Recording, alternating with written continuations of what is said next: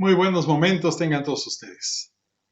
Estoy iniciando el capítulo 4 del cuarto milagro de los 7 milagros. El cuarto milagro es la creación de la persona humana, la creación del humano. Y en este capítulo vamos a ver precisamente lo que es la persona humana. ¿Qué es lo que nos define? ¿Por qué es un milagro la persona humana? Porque estamos vinculados a Dios. ¿Por qué Dios nos creó con personalidad? Muy bien, vamos a empezar entonces este capítulo. Los invito a que reflexionemos y a que asumamos nuestra responsabilidad como personas, que sintamos realmente lo que somos, personas llenas de Dios, personas íntegras e integrales. Podemos ser personas íntegras e integrales, podemos ser personas maravillosas o podemos deformar nuestra persona. Mi intención es que crezcamos y que nos perfeccionemos. Gracias por participar en este milagro, el milagro de la creación del ser humano, la persona humana. Empezamos.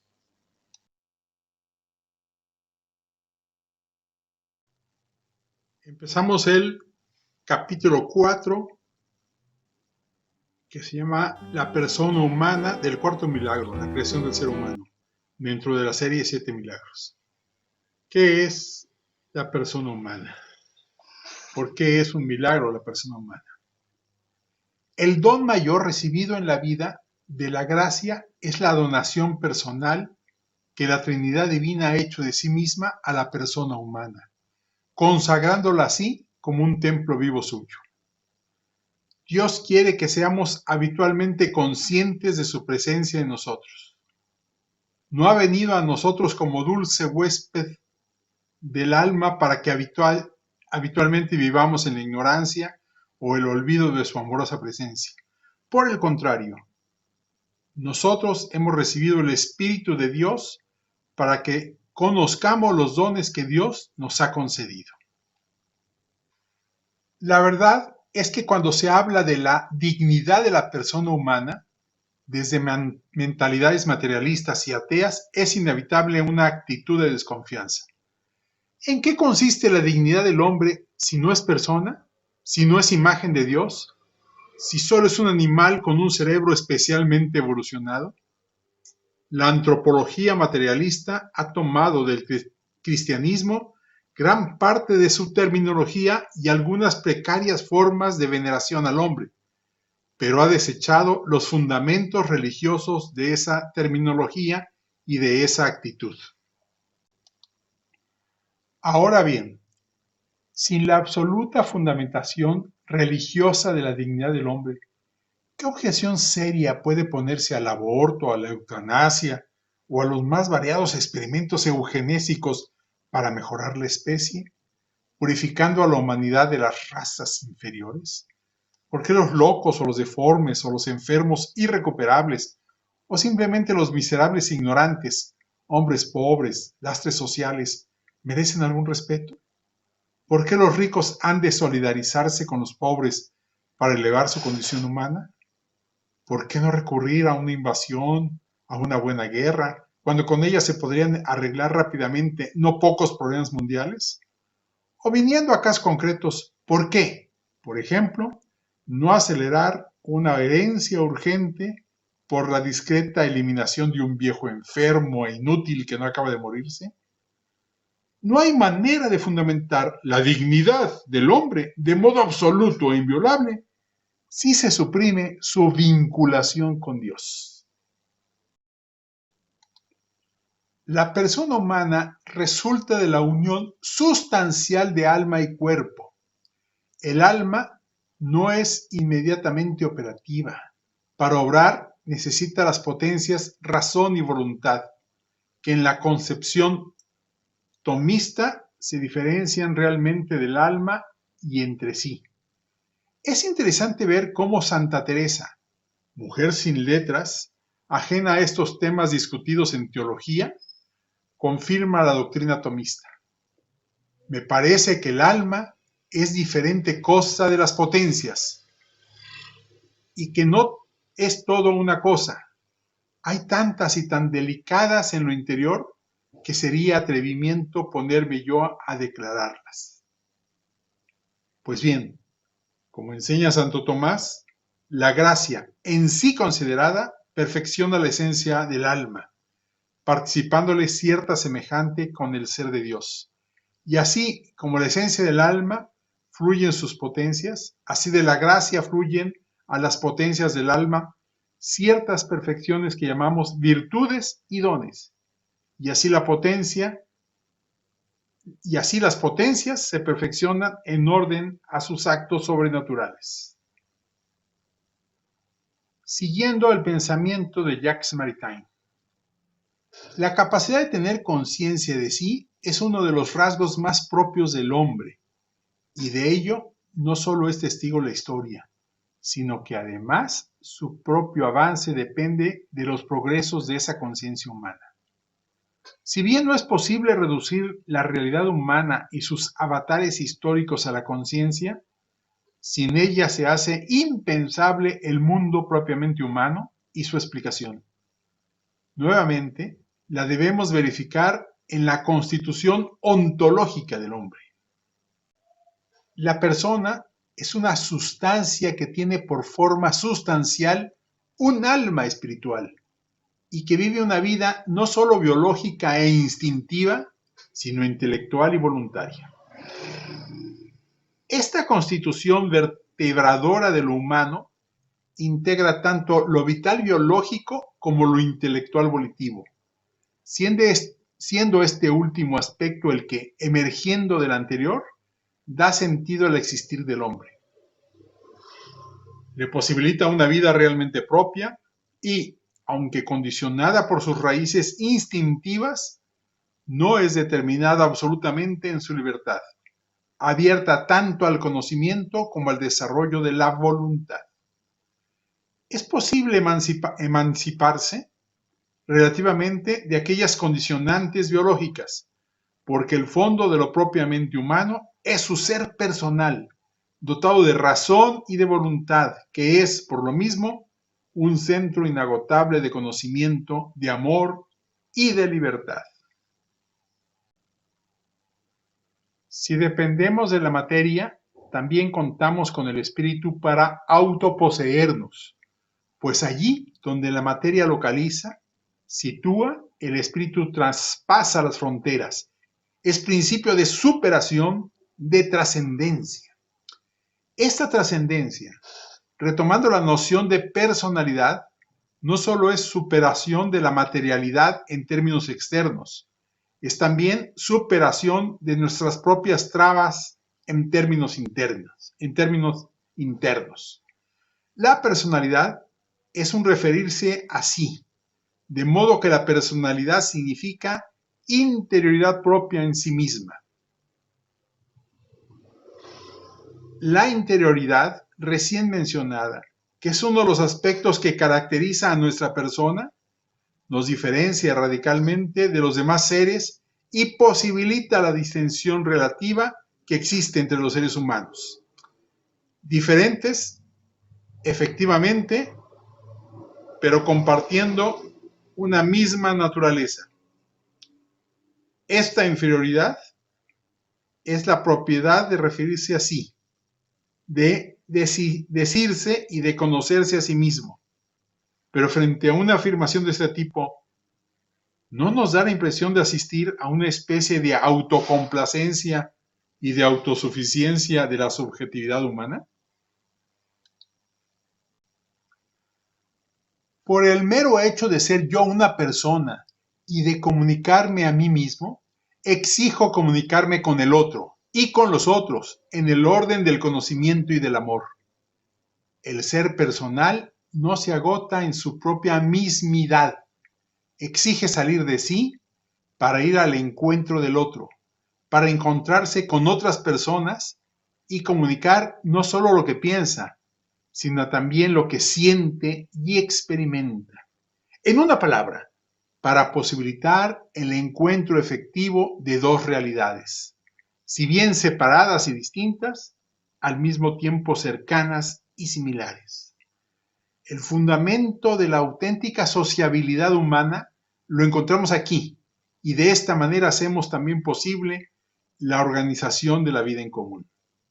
El mundo de la política hace su aparición con toda su fuerza y toda su importancia. Y esto no es solamente una posibilidad existencial del ser personal, constituye también una auténtica necesidad. La necesidad más absoluta de la persona es comunicar con el otro mediante la unión de inteligencia y con los otros mediante la unión afectiva. Es una necesidad de comunicarse a través del conocimiento en todas sus múltiples variables, así como también completar y enriquecer esa comunicación con la expresión de la afectividad. La unidad del género humano no es solo una tarea de la inteligencia, es una labor de todas nuestras potencias afectivas, un proyecto de la voluntad encarnado en el amor efectivo y eficaz. Es en la sociedad y en el mundo de lo político donde debería operar, a pesar de las evidentes y profundas dificultades, la comunicación inteligente y la unidad de los afectos. Solo la persona es libre. Ella sola posee, en el pleno sentido de estas palabras, una interioridad y una subjetividad, porque ella se contiene y se recorre a sí misma. Este autoconocimiento posibilita a la persona un reducto absolutamente propio y que ya afirmáramos más arriba. La interioridad, su propia interioridad. Frente a sí misma, la persona se descubre, se conoce y se tiene a sí misma. Este tenerse o autoposeerse es fundamental para la construcción de auténticas redes de relación social. A partir de aquí, cada persona podrá ser un centro de relación y no un mero punto en el entramado de la sociedad. Maritain lo expone con estas palabras. Para distinguir y separar desde el principio una filosofía social que se edifica sobre la dignidad de la persona humana de cualquier otra filosofía social fundada en la primacía del individuo o del bien privado, es la razón por la que ese personalismo insiste tanto en la distinción metafísica entre individualidad y personalidad. El fundamento metafísico de la persona humana no solo comporta un principio antropológico, que es la base para cualquier afirmación posterior, sino que también supone una postura filosófica o política que justifique dicho principio y que lo haga real en la existencia. La distinción entre individualidad y personalidad adquiere pleno sentido en la dirección de reafirmar el valor de la persona humana, su irreductibilidad a ser solo individuo y, por otro lado, a ser justamente persona, reclamar para sí un bien social acorde a su verdadera condición. ¿Y cuál es esta? Si la persona exige por sí mismo formar parte o ser miembro de la sociedad, esto no significa que exija estar en la sociedad como una parte, sino que exige, por el contrario, y esto es una necesidad de la persona como tal, ser tratada en la sociedad como un todo. La condición personal es la condición de un todo. Si bien, gracias a la individualidad, es parte de la sociedad. Este todo debe ser tratado como tal, es decir, la dignidad de la persona humana es nada menos que el fin de la sociedad. Y solo en el reconocimiento y búsqueda de dicho fin adquiere sentido y valor la construcción de una sociedad. Maritain insistirá en ello. La personalidad humana es un gran misterio metafísico. Sabemos que el aspecto esencial de una civilización digna de tal nombre es el sentido del respeto hacia la dignidad del ser humano. También sabemos que para defender estos derechos, como para defender la libertad, conviene estar pronto a dar la vida. ¿Cuál es, pues, el valor que encierra la personalidad del hombre para merecer estos sacrificios? En cuanto somos individuos, cada uno de nosotros es un fragmento de una especie. una parte de este universo, un puntito de la inmensa red de fuerzas y de influencias cósmicas, étnicas, históricas, por cuyas leyes está regido. Puntito sometido al determinismo del mundo físico. Hay un pleno reconocimiento del carácter individual y material del ser humano, su dependencia del mundo físico, así como su sujeción en cuanto individuo material y espiritual a los avatares históricos. Es el sentido realista que intenta tener siempre presente. Y sin embargo, cada uno de nosotros es al mismo tiempo una persona. Y en cuanto somos una persona, dejamos de estar sometidos a los astros. Cada uno de nosotros subsiste todo entero por la subsistencia misma del alma espiritual. Y esta es, en cada uno, un principio de unidad creadora, de independencia y de libertad. Unidad entre persona y libertad. Una persona es un centro de libertad. Se abre y se desenvuelve en valores psicológicos y morales. Desde la interioridad propia del humano, la libertad se despliega en sus posibilidades, se manifiesta en el amplio campo de la realidad humana, se expresa en valores que enriquecen la vida humana, que potencian infinitamente la acción del hombre. Esta riqueza valórica es signo y constatación de la nobleza de la vida humana, de su irrenunciable vocación a la perfección y de la honda dignidad del ser humano. Pero, ¿esta dignidad se sustenta en una libertad inmanente a la historia del universo?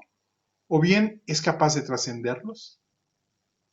Lo más hondo y esencial de la dignidad de la persona humana es el tener con Dios no solamente un parecido común a las demás criaturas, sino el parecérsele en propiedad, el ser imagen de Dios, porque Dios es espíritu y el alma procede de Dios, ya que tiene por principio de vida un alma espiritual, un espíritu capaz de conocer, de amar y de ser elevado por la gracia a participar de la misma vida de Dios. Dignificar a la persona es dignificar sus condiciones vitales, permitiendo que realice una auténtica vida social. En lo más profundo de su conciencia, descubre el hombre la existencia de una ley, que él no se dicta a sí mismo, pero a la cual debe obedecer. Tiene una ley escrita por Dios en su corazón, en cuya obediencia consiste la dignidad humana, y por la cual será juzgado personalmente. Muy bien, hemos presentado el capítulo 4 del cuarto milagro. El capítulo 4 es la persona humana, su dignidad, su valoración, su significado. Es parte del milagro. Dios nos ha hecho no como individuos, no como individuos animales, sino como personas íntegras. En el siguiente capítulo veremos la creación de la familia, la comunidad, las naciones, los pueblos, los imperios, los reinos, la cultura humana y la historia humana. Los invito a ver el capítulo 5. Muchas gracias. Nos vemos.